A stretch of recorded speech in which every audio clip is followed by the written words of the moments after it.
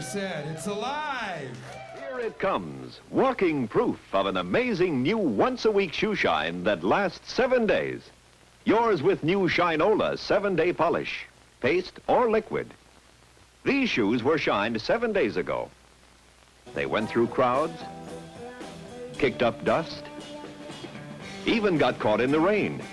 Yet now, 7 days and a few rebuffings later, the Shinola shine is almost as good as new. Water spots and dirt rebuff away between shines in seconds. Your shine comes gleaming back. For the once-a-week shoe shine that lasts 7 days, get new Shinola 7-day polish today.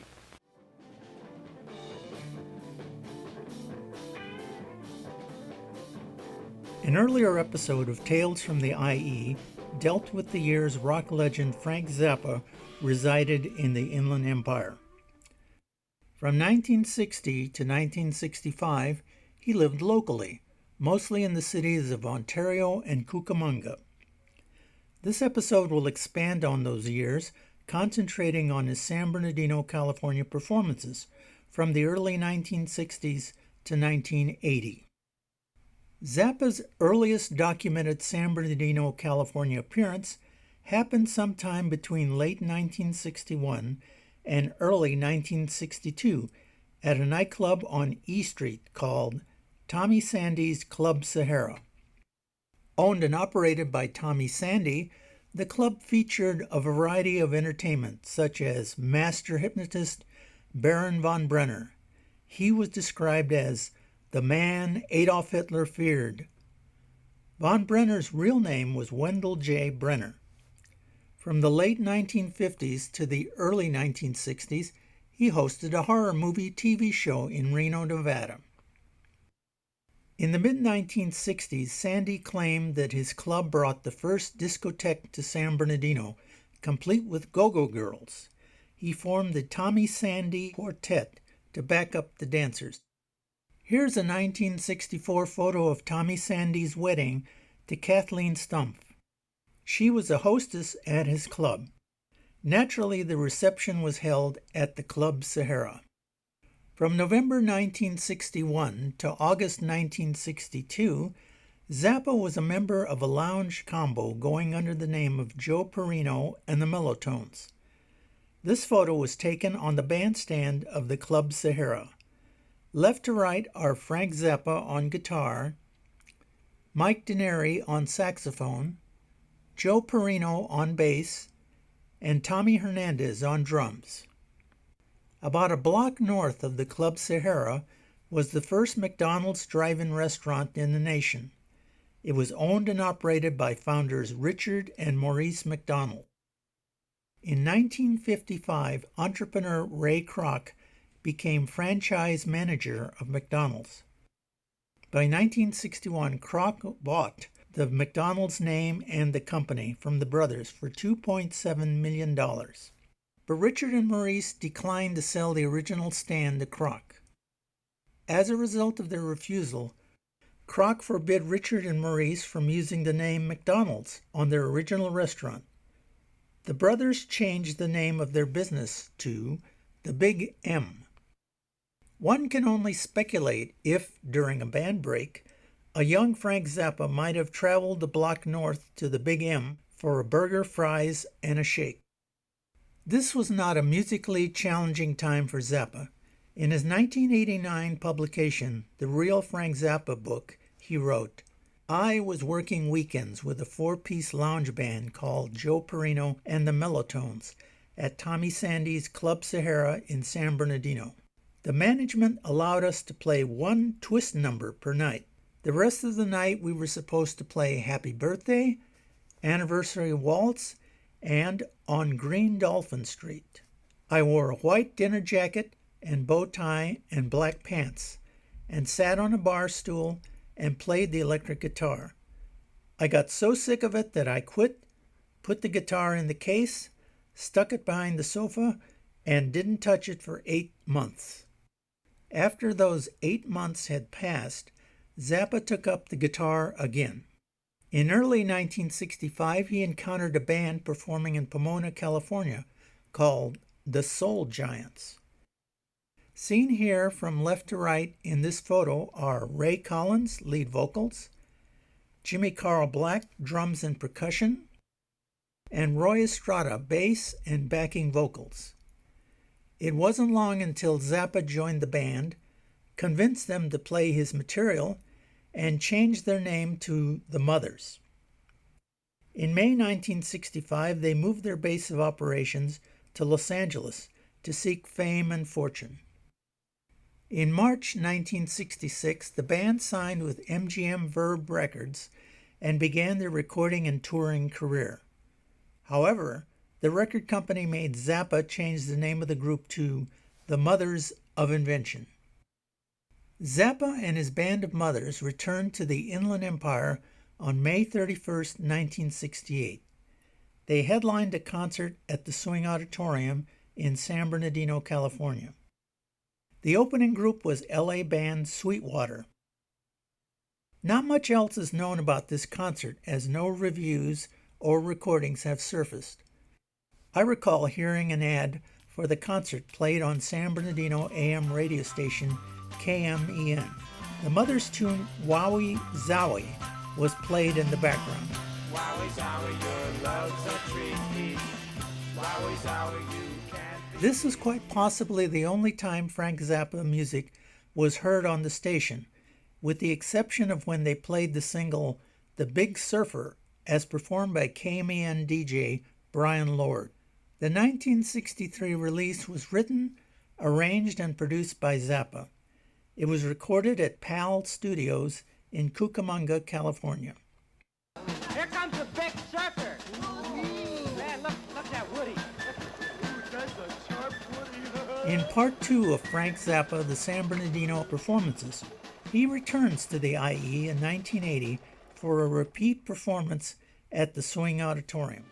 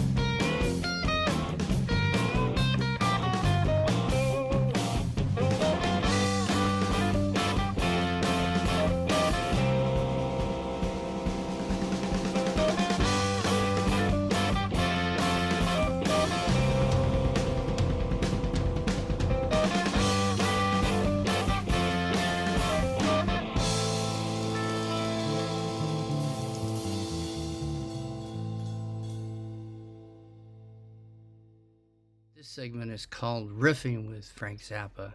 And what I wanted to do was kind of share with you 3 albums that pulled me into that Zappa world when I was younger. First and foremost, Bob Jarvisstad and I would sit for hours listening to Frank Zappa Hot Rats album, and for good reason. Up until that time, we probably knew a little bit about the Mothers of Invention, but we're probably both a little bit young to have heard that those first couple albums were certainly like Absolutely Free, where there's this satire of pop songs or whatnot. I hadn't heard that yet, but as guitar aficionados, as rock kids, we totally appreciated this blossoming of Zappa as a lead guitarist and the inventiveness and the sound that he had. And this album is filled with some of the world's greatest solos and performances.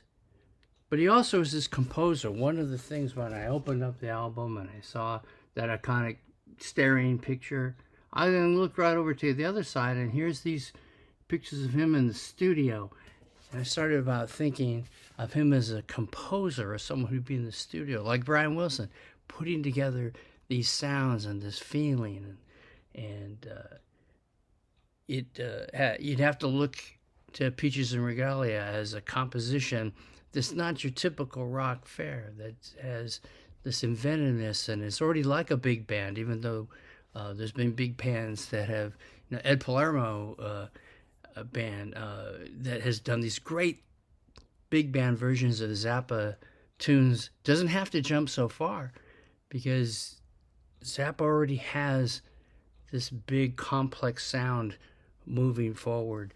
So the combination of his compositions, his guitar playing, the feel of the band, and Captain Beefheart singing, Willie the Pimp, how could you not love Hot Rats? Second album that really got me into the story, because I was at May Company and I saw this up on the wall, and I said, now I want to carry this out. I want to walk out having purchased this. There's a weasel, and he's ripping his flesh, and it's called Weasels Rip My Flesh, and he's going zzz. It's Neon Parks is one of the greatest album artists in the world, and certainly did right by Zappa. This album, I probably like the cover initially more than the album, because there's some good spots, but the great spots are really Oh No and the Orange County Lumber Truck, two pieces that just kind of fused together, that had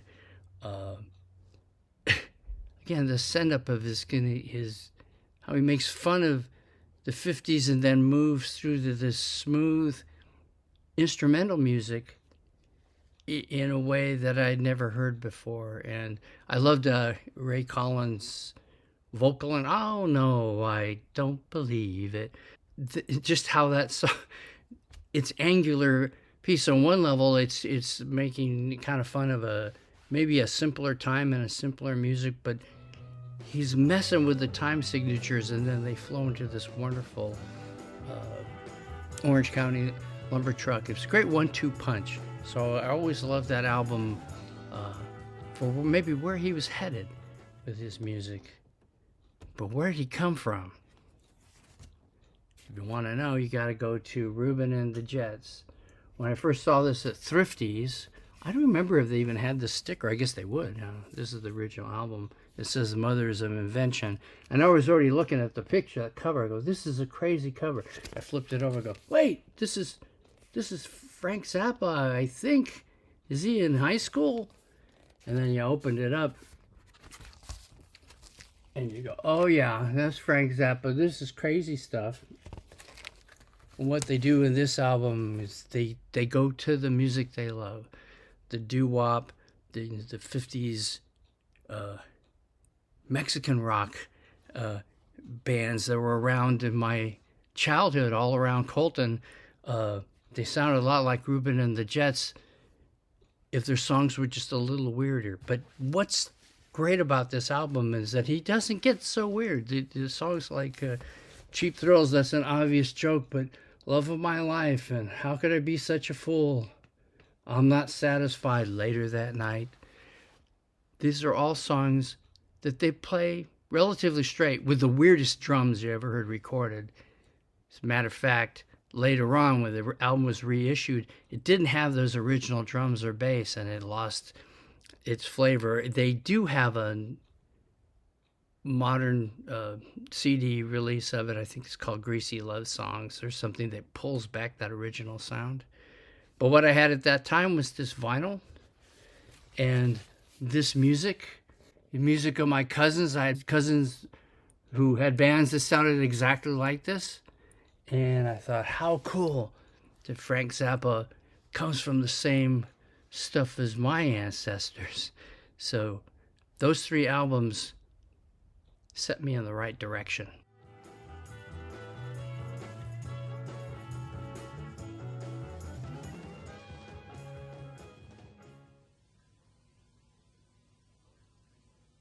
Portland General Electric offered to pay me to be in this commercial.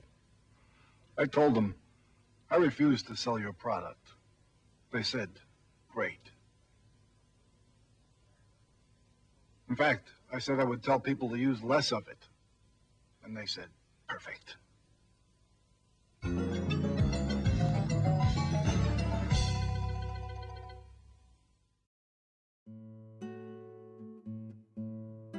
Voyages number 5 by Hart Crane. meticulous, past midnight in clear rhyme, infrangible and lonely, smooth as though cast together in one merciless white blade.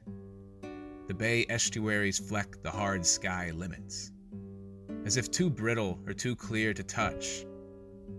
The cables of our sleep so swiftly filed already hang, shred ends from remembered stars. One frozen, trackless smile.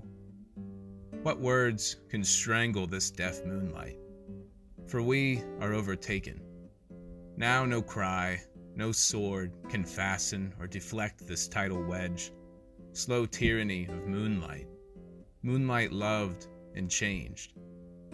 There's nothing like this in the world, you say, knowing I cannot touch your hand and look, too, into that godless cleft of sky, where nothing turns but dead sands flashing. And never to quite understand. No, in all the argosy of your bright hair, I dreamed nothing so flagless as this piracy. But now, drawing your head, alone and too tall here, your eyes already in the slant of drifting foam, your breath sealed by the ghosts I do not know, draw in your head and sleep the long way home.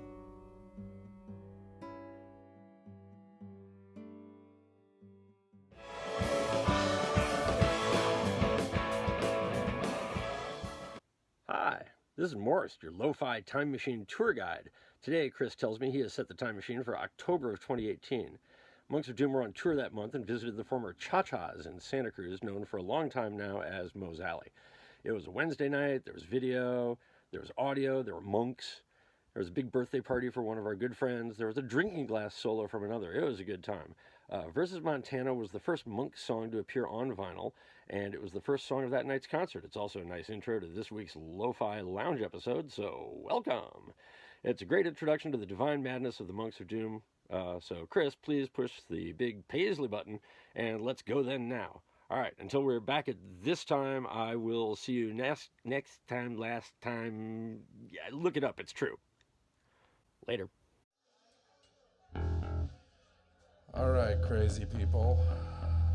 All right, Santa Cruz. Santa Cruz. Welcome to the Monks of Doom origin story.